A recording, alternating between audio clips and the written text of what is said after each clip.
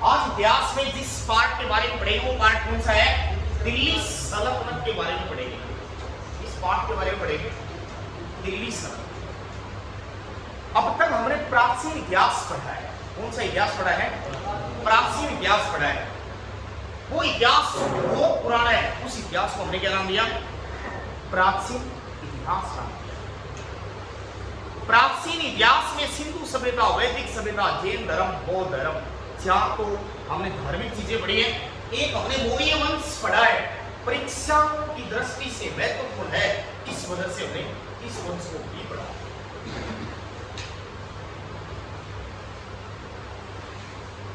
मध्यकालीन इतिहास में हम जिस चैप्टर से प्रसंग उठा रहे हैं, तो जो पाठ हम उठा रहे हैं वो पाठ अपना दिल्ली सल्तनत है। ध्यान से सुनिए। दिल्ली भारत की राजधानी है और सल्तनत मानी होता है सुल्तान, और सुल्तान को क्या कहा जाता है? बादशाह, और बादशाह को क्या कहा जाता है? राजा का पद। सल्तनत क्या है? क्या है सल्तनत? सुल्तान का पद। वो सुल्तान किसको बोलते हैं? राजा। उसी की बादशाह। दिल्ली के सभी राजा सुल्तान कहलाए।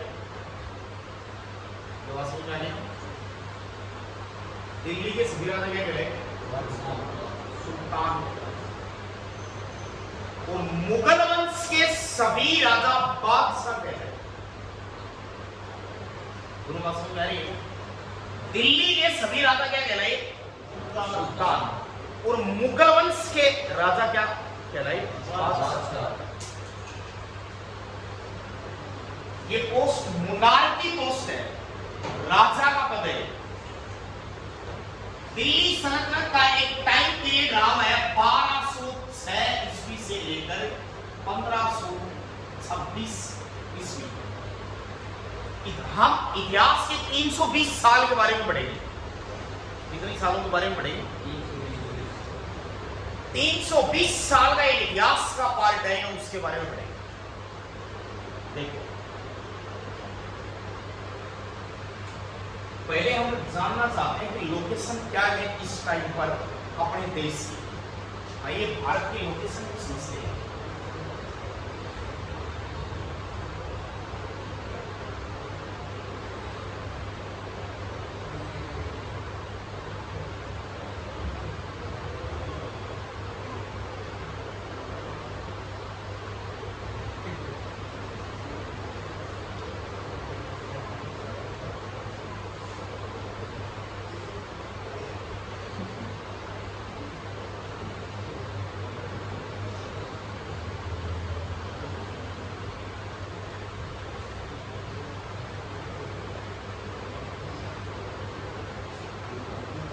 ये अपना वर्तमान भारत है।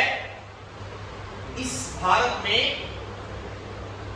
यहां अफगानिस्तान नाम का एक देश है, और अफगानिस्तान में एक वंश चल रहा है जिस वंश का नाम है गोरी वंश। कौन सा वंश चल रहा है? इतिहास के पन्नों में नाम सुना होगा कि गोरी वंश में एक राजा रहा है, जिस राजा का नाम क्या है? मोहम्मद गोरी। कौन है? ये उस समय की बात है जिस समय मनुष्य का व्यापार होता था, दास और दासी के। एक माता पिता अपने बच्चे को या तो हष्ट पुष्ट बना देता तो उसे सेना में भेज देता। सेना में भेजने का अर्थ है कि उसे एक राजा सैनिक के रूप में खरीद लाता, या फिर गुमान बना देता तो उसे राजा महाराजा का दास दासी या नौकर के रूप में रख दिया था। तो ये उस समय की बात है जब मनुष्य का क्या होता था? व्यापार। दास दासियां नौकर के।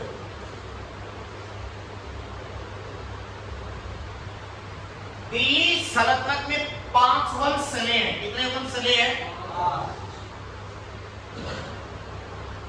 इन 5 वंश की एक ट्रिक है।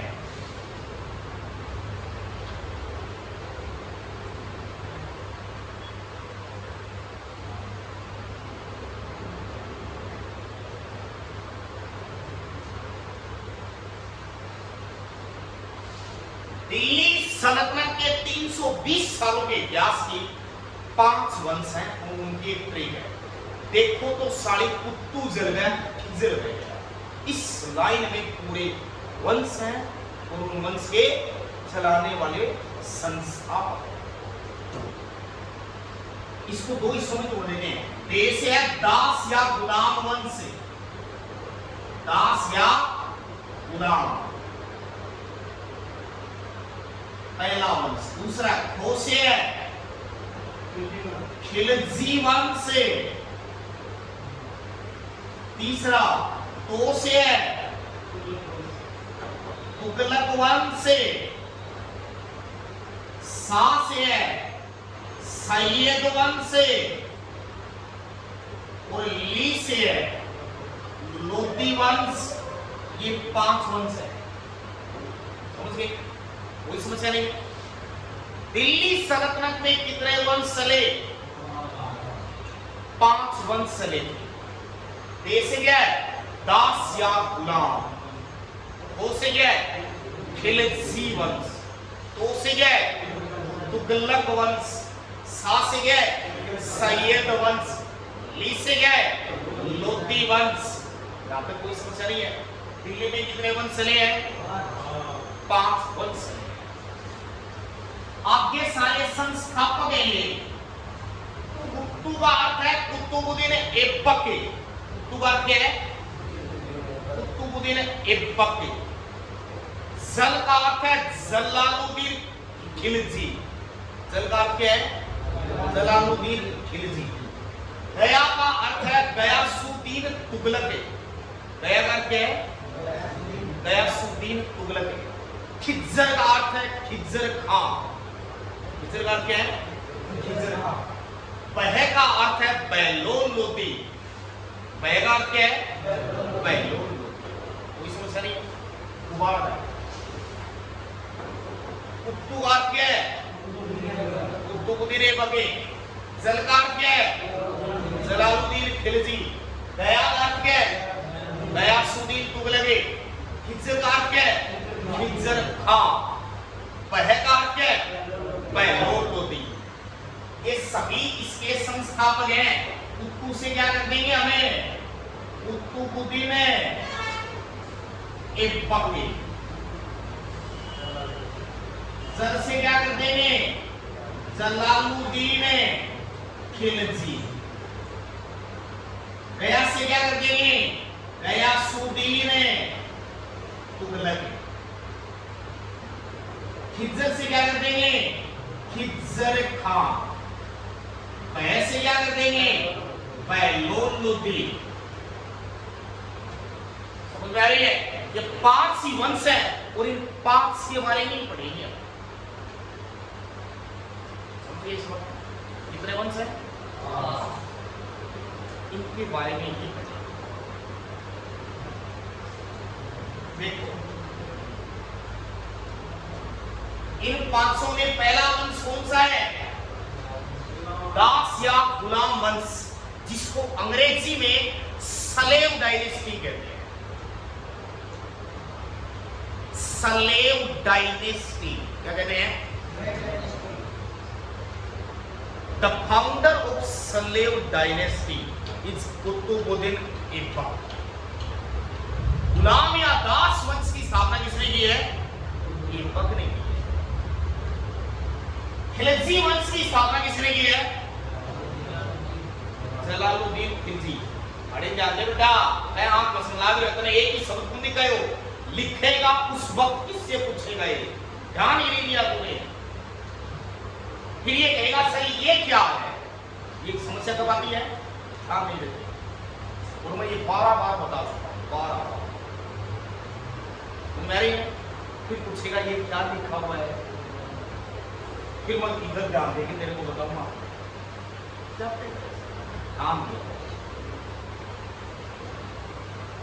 5 वंश 5 सिंह के संस्थापक ने एग्जाम में मोस्टली एक प्रश्न पूछ लिया जाता है सामान्य में, कोई समस्या नहीं है। आपको एक ट्रिक ध्यान रखनी है, इस ट्रिक में सब चीजें समझ में आ रही है, ट्रिक याद हो गई सभी के, कोई समस्या नहीं है। तो पहले वंश के बारे में पढ़ेंगे, दास या गुलाम वंश। देखो, दास या गुलाम वंश चलाने वाला व्यक्ति कुतुबुद्दीन ऐबक है, इसलिए अपने को ऐबक की कहानी आवश्यक है पूरी जाना। कुतुबुद्दीन ऐबक है, इसके माता पिता तुर्किस्तान के मुस्लिम व्यक्ति थे, तुर्किस्तान के रहने वाले। एक व्यक्ति ने इसको खरीद लिया, थोड़े दिन इसने रखा, फिर अब्दुल अजीज कुफी नाम के व्यक्ति ने खरीद लिया। ऐबक को किस आदमी ने खरीदा था?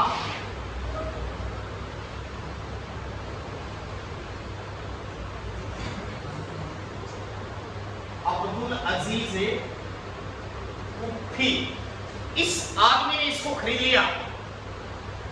कहते हैं कि इस आदमी ने इसको एक चीज सिखाई, एक तो सेना का प्रशिक्षण इसी ने दिया। ऐबक को ट्रेनिंग किसने दी थी सेना की? अब्दुल अजीज कुफी ने दी। एक इसे धार्मिक शिक्षा इसी आदमी ने दी।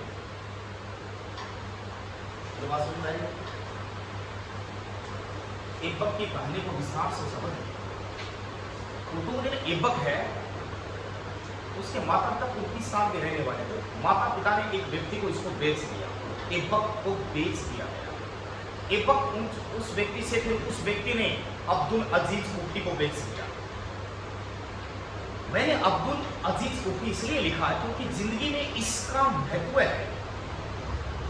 अब्दुल अजीज कुफी ने इस व्यक्ति को सेना का ट्रेनिंग प्रशिक्षण दिया और धार्मिक शिक्षा दी, यानी धार्मिक प्रशिक्षण दिया। एक दिन अब्दुल अजीज कुफी मर गया और मरने के बाद में अब्दुल अजीज कुफी के बेटों ने ऐबक को बेच दिया और ऐबक को खरीद लिया महमूद गोरी ने। किसने खरीद लिया? कहानी विस्तार से महमूद गोरी से। महमूद गोरी ने इस व्यक्ति को खरीद लिया और अपनी सेना में रख लिया और सेना का कमांडर बना दिया, सेना का प्रधान बना दिया। व्यास ये कहता है कि कुतुबुद्दीन ऐबक मोहम्मद गोरी के बहुत सारे सैन्य मिशन में साथ रहा है और बहुत सारे मिशन सक्सेसफुल भी हुए थे। ऐबक की बड़ी भूमिका थी मोहम्मद गोरी के काल में। 1206 ईस्वी में, कब? कहां लिखा हुआ 1206 बोर्ड पर? सबको दिखाई दे रहा है क्या? 1206 ईस्वी में महमूद गोरी मर गया और मरते ही गोरी वंश समाप्त हो गया और इसकी जगह पर ऐबक ने वंश चला दिया, गुलाम वंश। क्योंकि गुलाम या दास था ऐबक गोरी का। समझ में आ रही है? व्यास ये कहता है कि महमूद गोरी के कोई संतान नहीं थी, इसलिए ऐबक ने फायदा उठाया।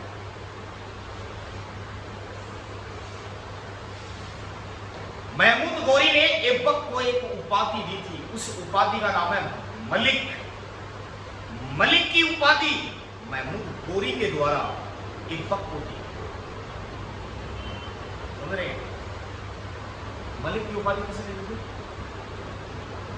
मलिक की उपाधि किस व्यक्ति ने किसको दी थी?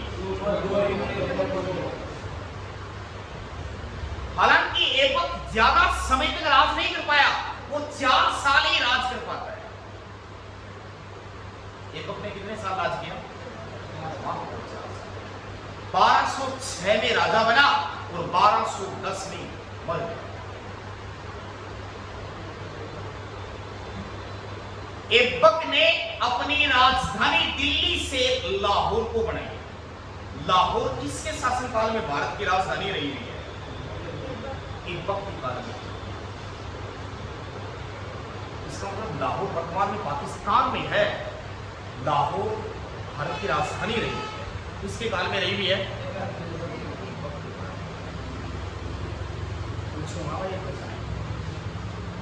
वो प्रश्न है जो 3-3 लाख बार पेपरों में आई है। हम कह रही है ना, लाहौर राजधानी किसके शासनकाल में रही हुई है? ऐबक के काल में। हालांकि इतिहास ये कहता है कि ऐबक को गेम खेलने का बड़ा शौक था और ऐबक जो गेम खेलता था उस गेम का नाम है, घोड़े पर सवार होकर खेलता था, वो गेम है सोगान या पोलो गेम। या तो उस गेम को क्या कहेंगे? सोगान, या फिर क्या कहेंगे? ये घोड़े पर सवार होकर खेला जाता है। और एक दिन इसी गेम को खेलते समय ऐबक की घोड़े से गिरकर मृत्यु हो गई।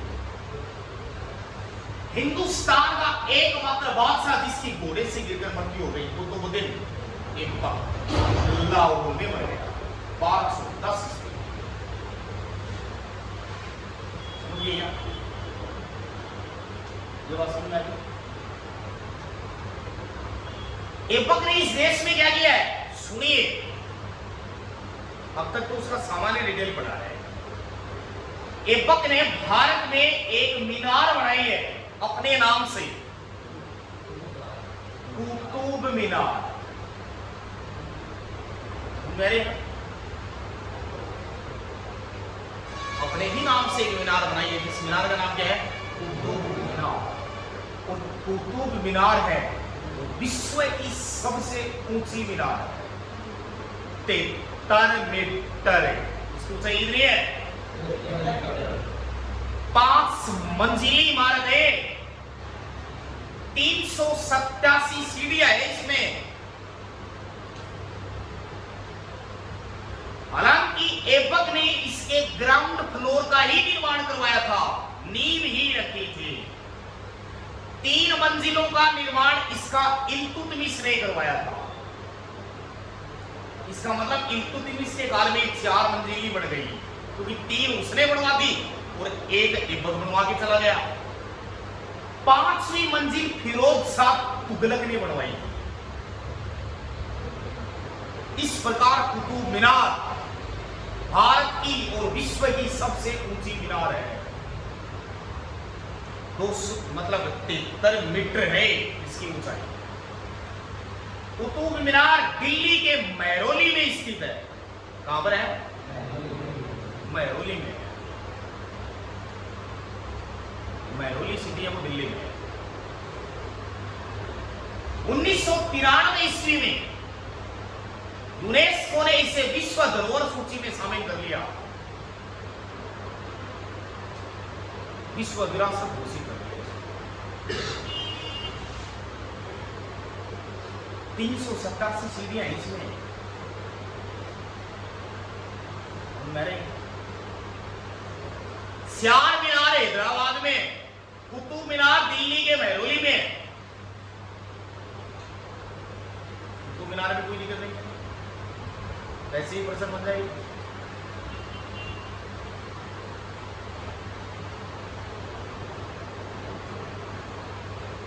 भारत की पहली मस्जिद कुव्वत उल इस्लाम मस्जिद। और इस देश में मुसलमानों की पहली मस्जिद ऐबक ने बनाई है। कुतुबुद्दीन ऐबक से पहले भारत में मुसलमानों की कोई मस्जिद के प्रमाण नहीं है। ऐबक ने भारत की पहली मस्जिद बनाई है और उस मस्जिद का नाम क्या है? कुव्वत उल इस्लाम मस्जिद, दिल्ली में है। इसलिए ऐबक भारत में मस्जिदों का जनक भी माना जाता है।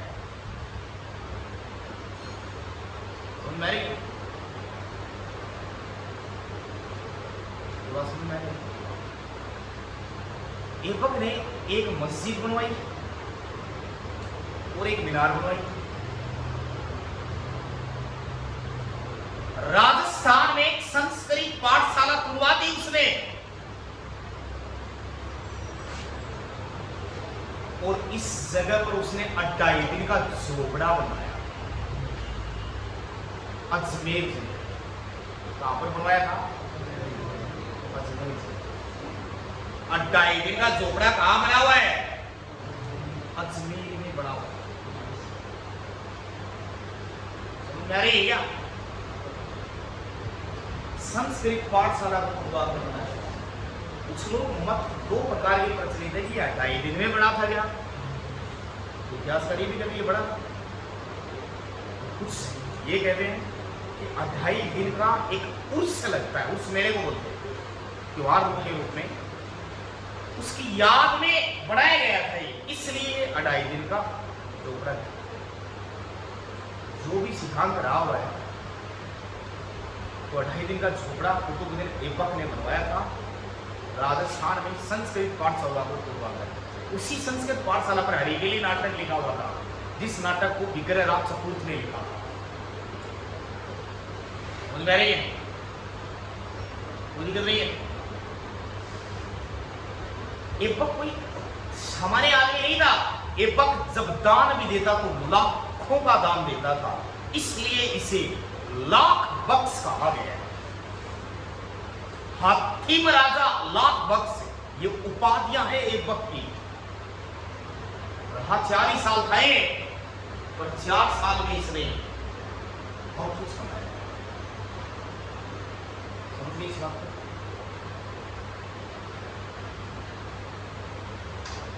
अब इसको लिख लीजिए।